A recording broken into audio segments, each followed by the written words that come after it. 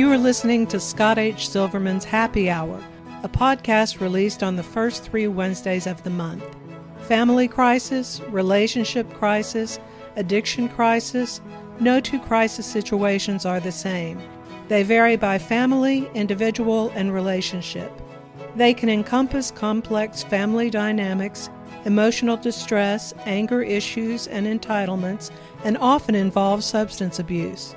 This podcast addresses these issues and others surrounding the addiction epidemic currently plaguing this country and the world. There is hope and help. Are you stuck, scared, or unsure of what to do next? If a situation with a loved one, spouse, or even a child has started to spiral, possibly becoming dangerous or threatening, it's time to seek help. My name is Scott H. Silverman. I help families navigate crisis situations. I'm the person you turn to in order to get you and your loved ones unstuck.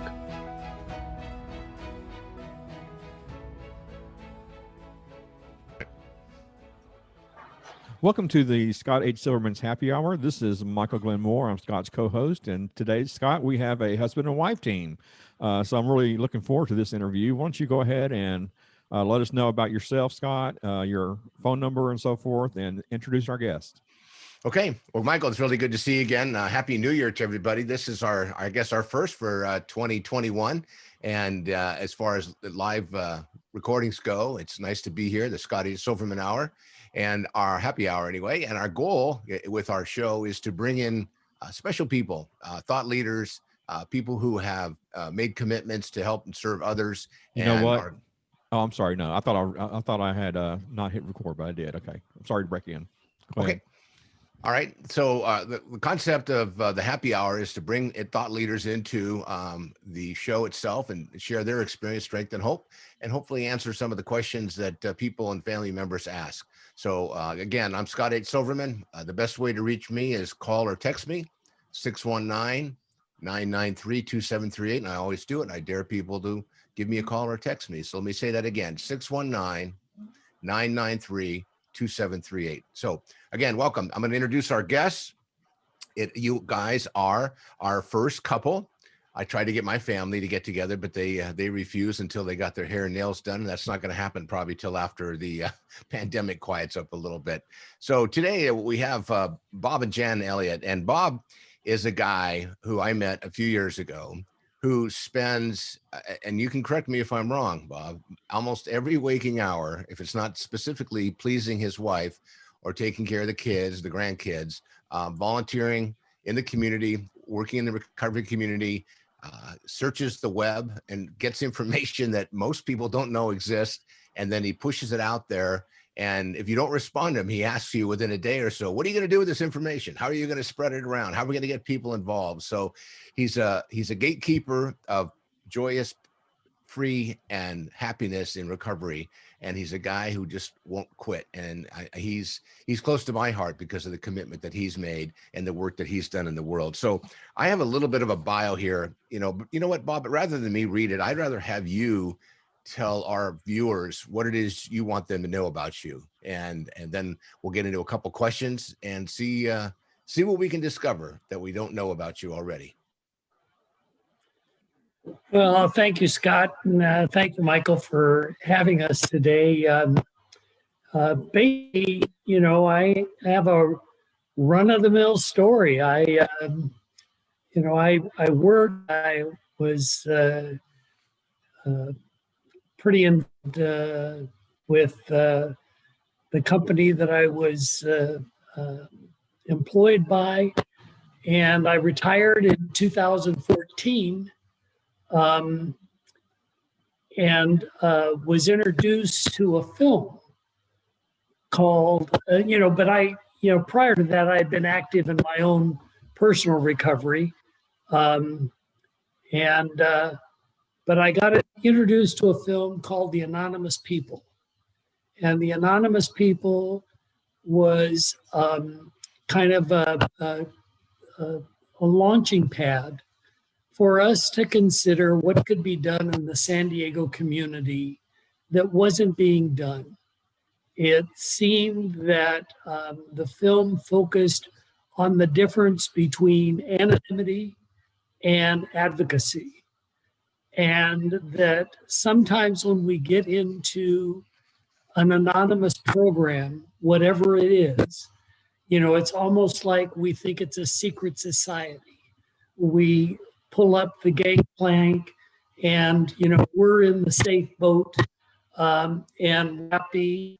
And, we don't want to tell anybody for fear that, somebody who already knows that we had problems is going to. So Bob, let me interrupt you for a second, because I think this is an interesting topic and also a controversial one. So would you share a little bit from your experience why you feel, or why you know and understand and have been told how important the anonymity is in the anonymous programs, and why there's a reason for that, and why it's kind of been one of the pillars of the recovery community? Well, I think anonymity is important because there's such a stigma and there's so much shame with the fact that it is a moral failing as opposed to a disease. Lots of people have difficulty recognizing that addiction, as we understand it today, and as was illustrated, 80 years ago, has really got the scientific basis today, where we lose the ability to make credible decisions about our behavior and our activities when we have a craving and when the addiction kicks off. We don't have the ability to stop starting. So tell me, and Jan, we're going to get to you, so don't go to sleep. I know sometimes when Bob gets going, we tend to nap, but his information's awesome. So Bob, tell us, so when, and I want to hear your side of this as well, Jan. So when and how did alcohol and drugs really begin to impact your life? And let's say, not from the joyous part, but when it really started to impact it, more from a controversial or negative perspective. So when was that? That probably was just when I was right out of high school. It impacted my high school days for sure, as far as grades and attention and what I thought was important. But I was in my first automobile accident in December of 1964. I had saved and worked from the time I was about 12 or 13 for my car. And in 1964, I had a 1963 Chevy 409, 4-speed, deep chrome wheels. And I went to a Christmas party, drank a little too much. I had cheater slicks on the back of my car. And I was on Riverside Drive in Los Angeles. And I spun out of control and ran head on in a family of 7 and sent everybody to the hospital. And, I didn't get a DI, but that should have told me that I was having a problem. But instead, I just continued to drink and chase the feeling of euphoria that I thought alcohol was giving me.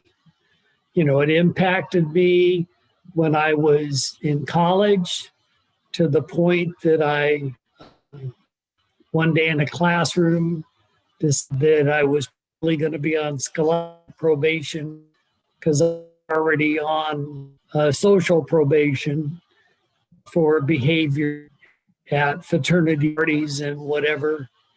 And I volunteered to go into the Army, 2 tours in Vietnam, drank most of my way there and back.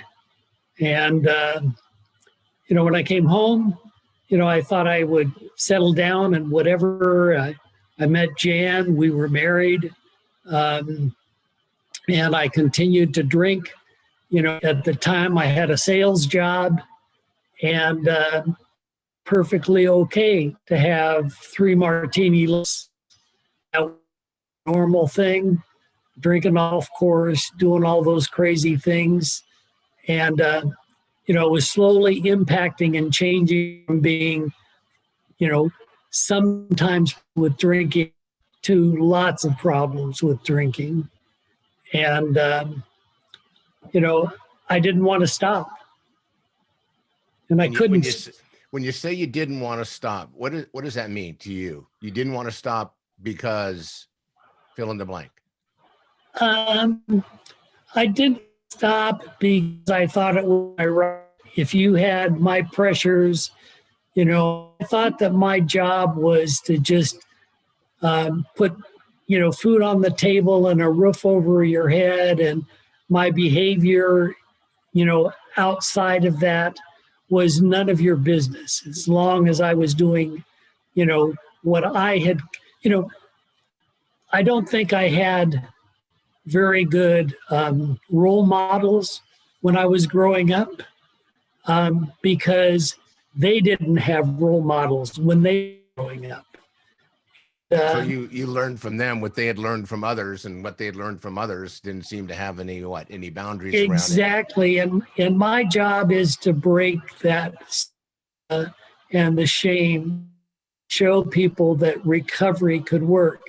And so to your question, I think it's incumbent upon us that we show people that we can work, that you can have a happy, joyous, and free, sober life without drugs and alcohol, without the misery that you bring to your families and your communities, and the additional costs and the money that we waste incarcerating people for behavior that is alcohol and substance driven is better spent on recovery and changing behavior. So thank you for that. So before we go too far down the road of questions, Jan, I want to check in with you. When Bob asked you to join us today, what was your first thought? I didn't know exactly what we were going to talk about. But with Bob, I am passionate about recovery. Obviously, having lived with a husband who was an alcoholic, but more so that I think people don't know. I don't think anybody sets out to become an alcoholic and to have a habit that they have to drink every day. And when Bob was drinking, he was a very functional alcoholic in the terms that, I have never been, I didn't grow up with a lot of alcohol. My parents weren't, celebrations, they might have a drink. It wasn't in our house. I grew up in the South. We lived in a dry county. It took effort to get alcohol. It wasn't sold in, markets like out in California. And so I hadn't been around it. I went through college. There was drinking, but I was in a car crash at 15, and it had nothing to do with alcohol. It was speeding. My brother was driving. So I was very wary about fast cars and out of control. And so I really didn't choose to date anybody that drank a lot. And when I met Bob, I had been flying a few years, but I worked most weekends because, that was the job. And we went out, but we didn't I didn't notice a lot of drinking. We got together with friends, and he didn't exhibit drunk behavior. He never drove recklessly. He had a Volkswagen and it was, we had fun and our friends drank, but, there was never stop for drinking or speeding or those kind of behaviors. So, and even after we got married, he drank a couple of scotches a night. It was a habit, but like I said, it wasn't out of control. We had 3 kids under 3, and I continued to work, and I was in and out. I mean, it was a busy lifestyle. And I mean, how much, if he drank more when I was gone, I didn't have that awareness. So I was clueless about it. But by the time the kids got to be teenagers, I clearly, we had been in counseling, and it was, he did not accept that was a problem. And ultimately we separated, and the kids saw it as a problem at times. So we separated, but even then it wasn't like, I saw, I mean, certainly working for an airline and serving alcohol, I saw a lot more outrageous behavior in flying with passengers. I mean, I saw a lot more out of control behavior than I ever saw from Bob at home. So I was pretty clueless, but I read everything I could read about addiction. And I went to Al-Anon and listened, and, a lot of going to Al-Anon, I had a schedule. I wasn't super committed to a certain meeting or anything. I dropped in on meetings, but stories. And again, our situation wasn't as, dramatic as a lot of the stories I heard. And so I just, as far as the kids, I said, it's not a choice. It's an addiction. And, he has to decide it's a problem for him. And and illness actually got Bob into recovery, because he was, after we had been separated for about, 97 years, he was diagnosed with cancer and had to have some surgery. And so the kids and I were there when he went into surgery, and we were separated, and he actually did come back to the house that we live in now, and my son was finishing up at UCSD, and, we took turns, in taking care of Bob while he was recovering. And unbeknownst to me, when he was, I come in and talk to him, because I had actually, a good friend of mine had called, talked to me, and she said, have our son Steve talk to the surgeon before they put Bob, before he has surgery, and tell him, my dad is an alcoholic.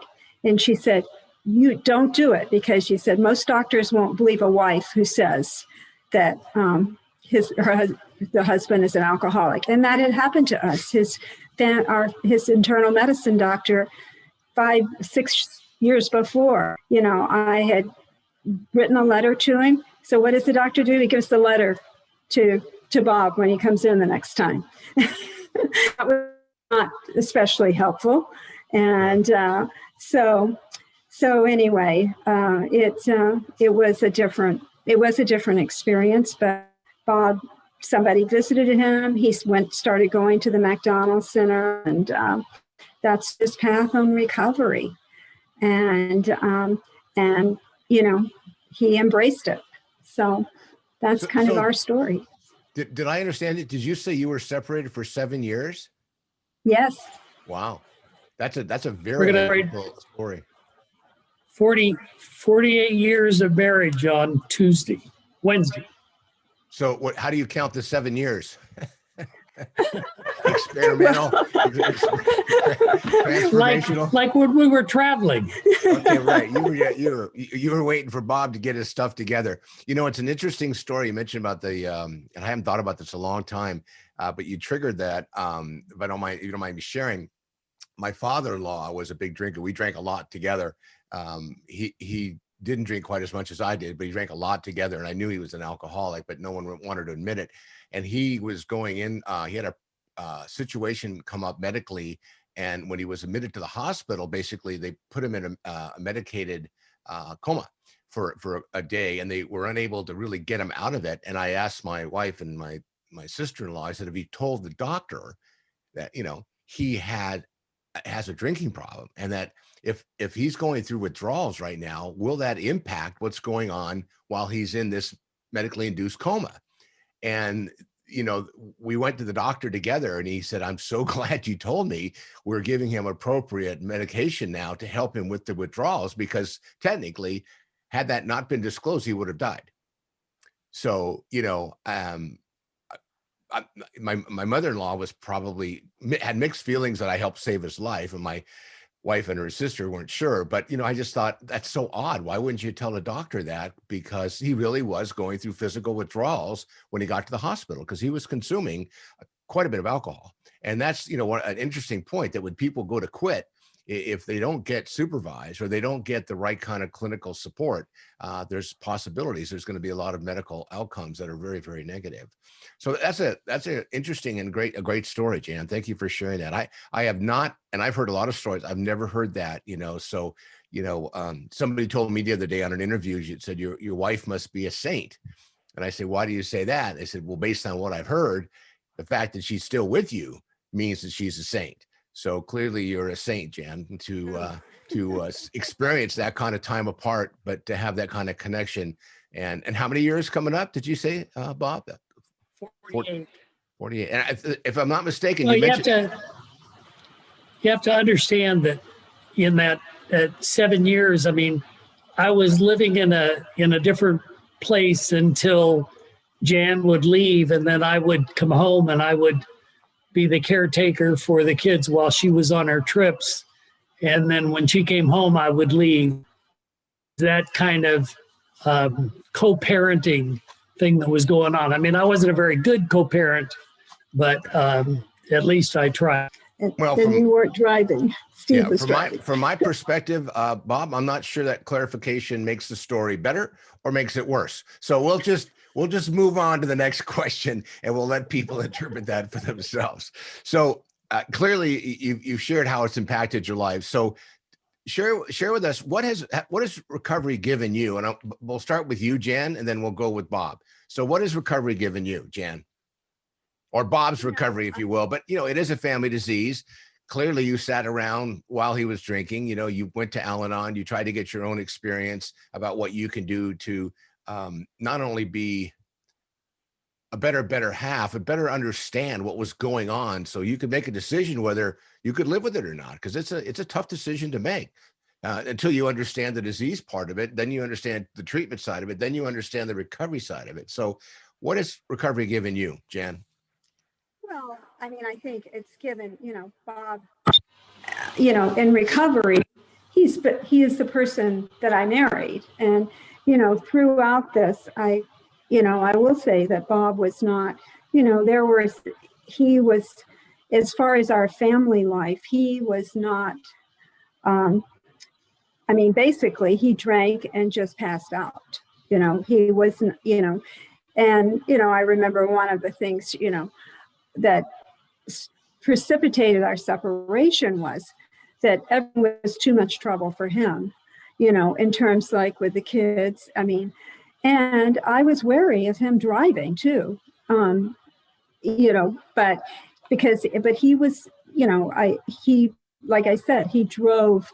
He was very responsible with not drinking and driving, and our kids were teenagers. So our son was driving his sister to gymnastics and he passed it on to, the kids to cover for a lot of things. So, which, was good and bad, but he, certainly the kids wanted him to quit drinking, and they also did not want to lose their dad, and I think we have been very fortunate that, just timing wise, that our kids were older and totally understood what was going on. And, and there was a huge difference when Bob went into recovery. Who he was, he came back to the person he always was. And with the kids growing up, he's a great dad. He was the fun parent, really. And, and we did have a good family life, and it's, we're just so happy that he was able to recover, because the more we've gotten involved in the recovery community, I mean, I have great respect for people who are in recovery, because it's not like any disease. It's not an easy to recover, and it's something you have to do every day. So I really admire how much Bob works in recovery and helps others. I mean, it is a service. It definitely doing service every day. And interestingly, that's a concept that I've always believed in, that really on this earth, we are here to serve our fellow man. That is our purpose, to love one another and to serve and help others. That's our whole purpose in life. So I love how AA is based on those principles. That's great. Well, thank you. And it's spiritually based. Thank you. Now, Bob, for you, and we only have a couple minutes left, so I have a couple of questions I want to ask you. So what's recovery given you, the highest and best gift that you've gotten from being in recovery? Oh, it's given me a life beyond my wildest dreams. I mean, I don't have enough time, energy, or money to pay the people back who freely, were kind and gracious and loving to me when there was nothing there to love. That's a great mission statement for life. Thank you for sharing that.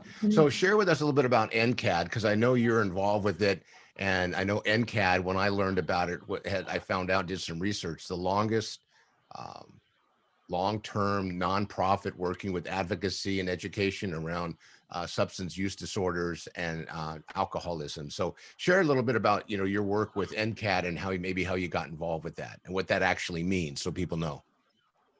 Well, basically, the film that I mentioned earlier, the Anonymous People, really was the springboard that launched NCADD. What we did is that, we recognized that some of the points that film brought up about gaps in resources and gaps in handing off, individuals in need of help from one resource to another were lacking. And so we commissioned a study and had a study and did some surveys and whatever in San Diego County, and discovered that there were shortfalls in the number of detox beds in San Diego County at the time available for all economic sectors, particularly the lower end.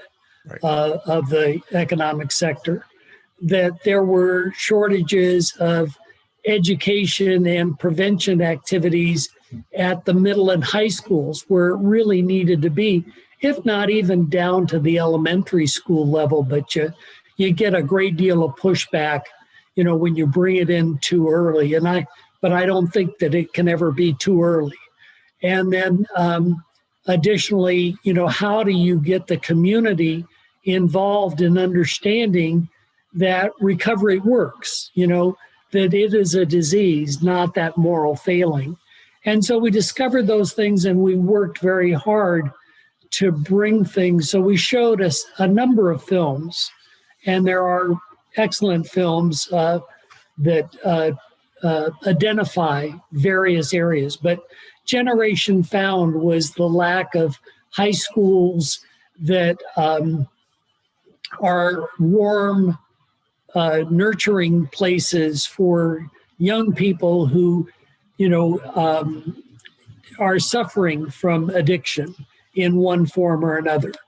And that to take them out of a environment, throw them into detox, throw them into a 30-day program, and then throw them back into the same pool that got them in trouble does not make any sense. You're wasting a lot of time, energy, resources, and lives. And how those schools might be of benefit to a community. And we work with that. And in turn, we ended up working with the district attorney, and we ended up working with the DEA and with school districts and community outreach programs and prevention coalitions and harm reduction organizations. And so all of those resources came together with the county. You were involved in that in 2018, 2019, where the county increased the funding for detox beds and whatever. And we made small inroads in the community for those things. And we continued to do that until we were stopped dead in our tracks by COVID. Right. But at the time we were working with the DA on bringing the film and the producer and production company of the film the first day, which is Chris Herron's story of his travel from a young high school All-American athlete to Boston College to Fresno State to the Nuggets to the Celtics and into addiction and his problems. And so, with the school closures and whatever, that was put off. It's now on the agenda for December of 2021. And, we're looking forward to the lifting of the COVID restrictions to get back out there and do the work that needs to be done, because in this epidemic that we're in, people are locked in their homes, they're drinking more, the abuse is going up, addiction is going up. I mean, there's just terrible stress on the mental health professionals. I mean, all of these, it's kind of a combination of all of our worst fears are now living in our community. Right. And we don't have the resources available because of the restrictions to get people the help that they need. Yeah, I call it the perfect storm, and unfortunately, it continues to get worse and probably will. And we're going to talk a lot more about it over the next couple of weeks as well. So I'm going to turn it back over to Michael, because Michael usually ends up asking the best question of the half hour. So, Michael, what's on your mind today? Well, actually, I don't have any questions. I think everything that Bob and Jan have said have been succinct and very interesting. I really appreciate them taking the time to be on the show today. We have just a little bit of time left. So what I want to do now is go ahead and ask Bob or Jan to give us their quote of the day, and that will see us out. Bob, I think you said you would be the person who gave the quote. So go ahead and give the quote. Jan's moving away. If there is a quote, it's that, don't end up selling yourself short by just believing what's in your head. I mean, recovery works. It takes a great deal of courage to reach out and just admit that you need help. You can't do it by yourself. We're human beings and we are a community. And if there's any way at all that I can be of any service to you or to anyone out there, my direct dial number is 858-414-4262. And I'm happy to help you and refer you to whatever resources I have available to us.